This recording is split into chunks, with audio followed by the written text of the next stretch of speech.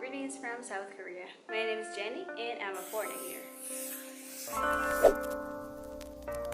On one of the previous Q&As, I mentioned something about getting a SIM card here in Korea, and some of you guys were interested to know what the process is like. So today we're going to talk about that, how to get your SIM card here.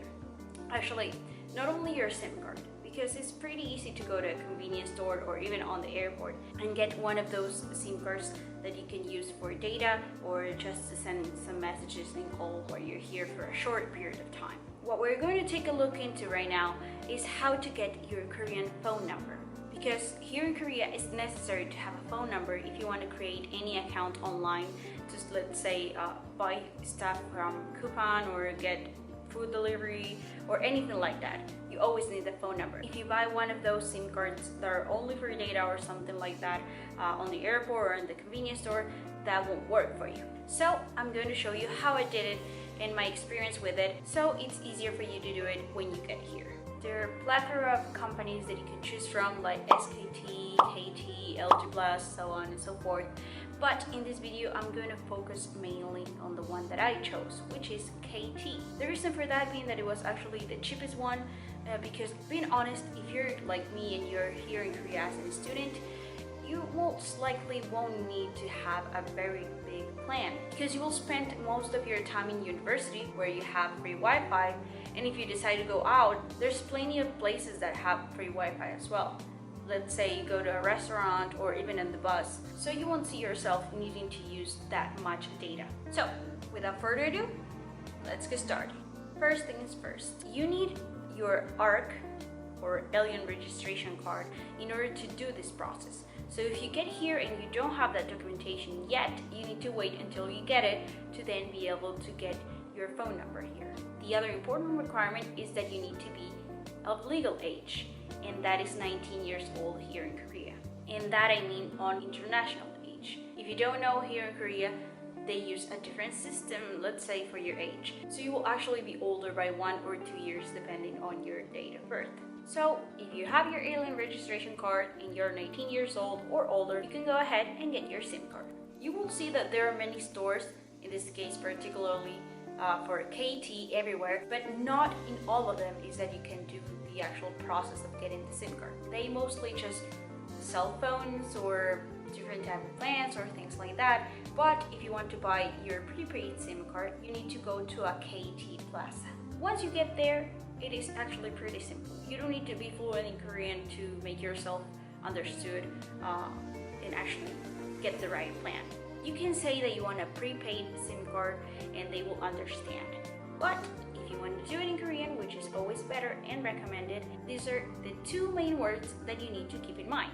And those are 선불카드, which means prepaid card, and 충전, which means recharge. The reason for that is because you need to recharge the card at that time when you actually do the process of getting it for the first time, and then you need to recharge it every time they tell you to for it to not expire. I'm going to talk a little bit more about that later on. First thing you do when you get to the place, as I mentioned, is just ask for the 선불카드 or prepaid card.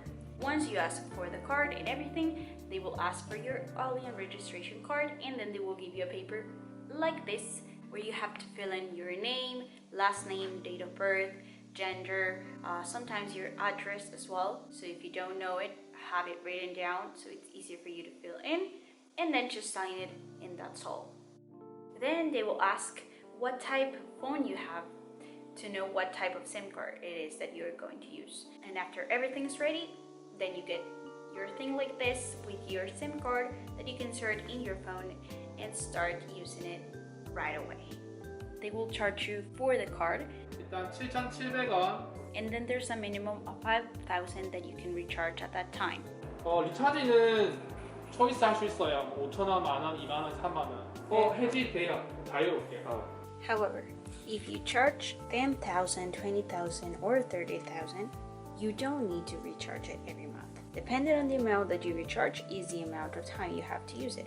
For example, in my case, I tend to recharge 10,000 won, which lasts for a period of 60 days. The reason why I do it like this is because if sometimes I need more data or something, I have the amount to use it on my phone, but if I don't, I can actually use it for another month. The options are there. Just go with the one that is best for you.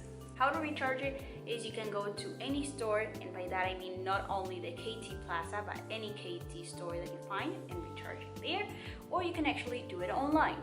If you want to know how to do that, I'm gonna show you. First thing you need to do is go to the ola.com website, and from there go to login. You will find it on the left. To log in, you will have to enter your credentials, or if you're doing it for the first time, you will have to register on the site. Once you log in, this is what you see. Here I have my plan information on the first box. And to recharge it, you just have to go to My Page tab, which you can find right here, and then click on 선불 요금. After that, you will see all of your account information. Here's my balance, and then you'll have two options. As you can see, you have a one-time payment option, and you also have one to set it up for it to get deducted monthly. As I mentioned, since I usually charge once every 3 months, I'm not going to go for the other option, which is to set it up monthly, and I'm going to select the option for a one-time payment. And here you just have to select your verification method. You can do it with your card information, or you can do it with your phone information. You just select the company, click all of those boxes, your name, your phone number, all the registration card, and then they will send you a code. Once you have that in, just click on confirm, and that's it, you're in.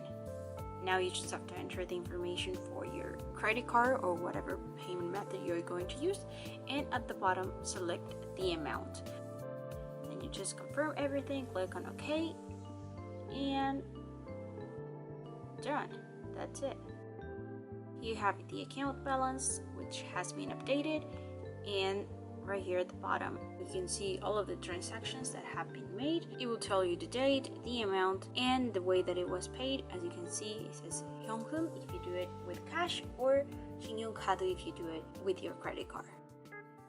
And that's it. It's that simple. Well, not really, it wasn't that simple for me at first, but once you get the hang of it, it is. So hopefully this was helpful for you. Once you finish with everything, remember to log out of your account to protect your information. And that's how you get your SIM card in Korea. Please hit the like button if you find this helpful, and subscribe to the channel if you want to see more videos from me. If there's anything in particular that you would like to see, I would love to hear from you, so let me know in the comments down below. I do read them all, and I try to answer back to as many people and as soon as I can. So that's been everything for today, and I will see you next time. Adios!